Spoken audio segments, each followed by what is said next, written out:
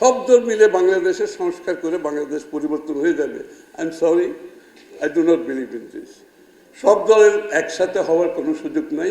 প্রত্যেকটি দলের নিজস্ব দর্শন আছে, চিন্তা আছে, ভাবনা আছে, রূপরেখা আছে। তো ডোন্ট টেল আস যে আমরা একটু বাকশাল হয়ে যাবো নাকি, আমরা সব দল মিলে আমরা সব কিছু ঐক্যমত হয়ে যাব। এই যে বারবার এই কথাটা আছে, I am sorry, we are all different parties.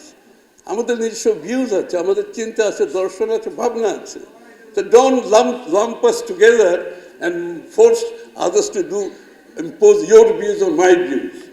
এই যে একটা টেন্ডেন্সি ডেভেলপ করছি ইদানিং বাংলাদেশে, আমরা সব ঐক্যমত হয়ে যাই, আমরা সব ঐক্যমত হয়ে যাব, বাংলাদেশের প্রবলেম সলভ।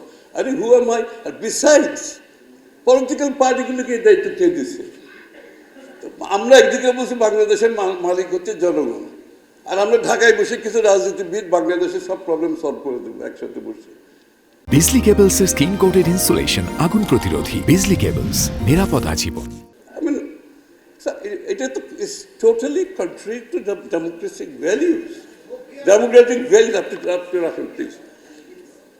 আমরা দিস ইজ বেসিক হচ্ছে আমরা জনগণের কাছে যেতে হবে। আমি আমার প্রপোজাল নিয়ে আমি জনগণের কাছে ম্যান্ডেট নিয়ে পার্লামেন্টে আসবো।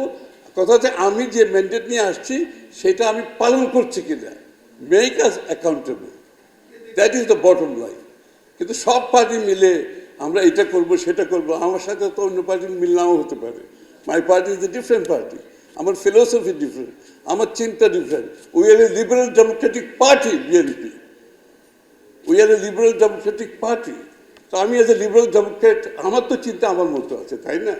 আমি তো অন্য পার্টির চিন্তা আমার উপর চাপিয়ে দিলে কোনো লাভ নেই। I have a view on economy, for example. আমাদের ভিউ হচ্ছে কি এখন, আমরা হচ্ছে ডেমোক্রেটাইজেশন অফ দি ইকোনমি। ইকোনমিকে, রাজনীতিকে খালি গণতন্ত্রায়ন করবেন আর অর্থনীতিকে নিজের মধ্যে রেখে দেবেন। পৃষ্ঠপোষকতার আপনি অর্থনীতি করবেন, কিছু লোক বেনিফিটেড হবে, কিছু অর্গানাইজড গ্রুপ বেনিফিটেড হবে, rest of the people will be out of it.